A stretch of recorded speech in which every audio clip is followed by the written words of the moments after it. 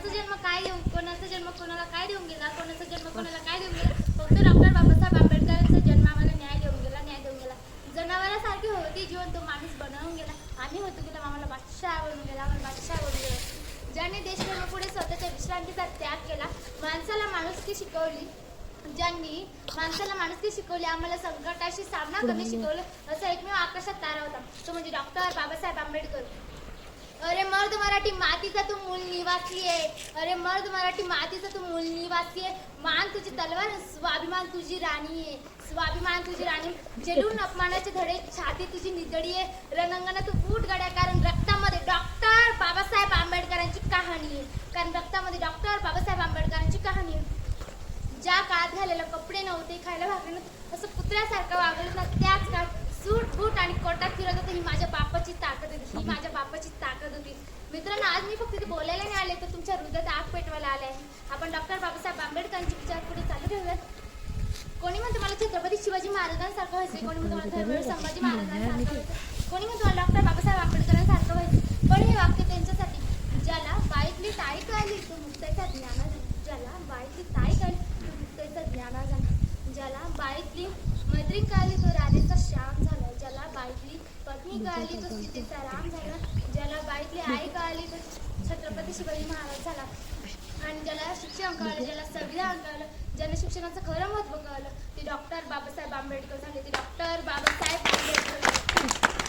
कोणी म्हणतं परिस्थिती चांगली नव्हती, परिस्थिती वाईट होती म्हणून जमणार नाही, कोणी परिस्थिती खराब होती म्हणून जमणार नाही, पण हे त्यांच्यासाठी की परिस्थिती माणसाला घडवते नाही, परिस्थिती माणसाला घडवते, माणूसच परिस्थितीला घडवतो आणि माणूसच परिस्थितीला घडवतो. आता तुम्ही सांगा ना, डॉक्टर बाबासाहेब आंबेडकर काय अंमली होती का?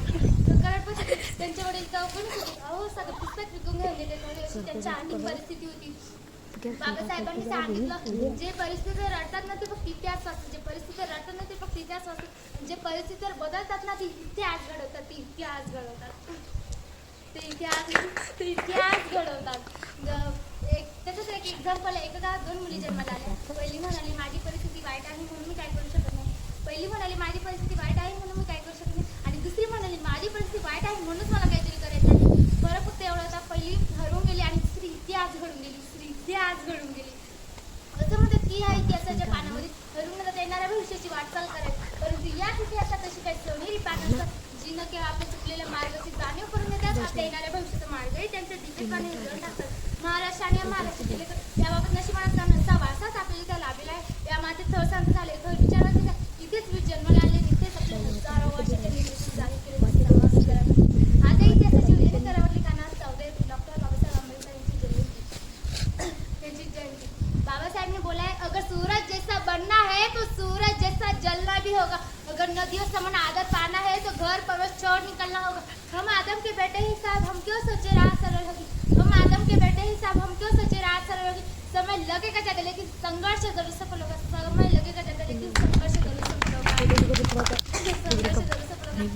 अरे 1000 वर्षे शहीद करून राहण्यापेक्षा एक दिवस बाळ बनून जगा, अरे 1000 वर्षे शहीद करून राहण्यापेक्षा एक दिवस बाळ बनून जगा. तुमचा जो अभिमान आहे जो छत्रपती शिवाजी महाराजांमध्ये होऊन गेला, तुमचा तो स्वाभिमान आहे जो डॉक्टर बाबासाहेब आंबेडकरांच्या हातात होऊन गेला, तुमच्या हातात ती कलम आहे जो डॉक्टर बाबासाहेब आंबेडकरांच्या हातात होऊन गेली, तुमचं ते बळ ते रमाई भीमाईमध्ये होऊन गेलं, ते रमाई भीमाईमध्ये.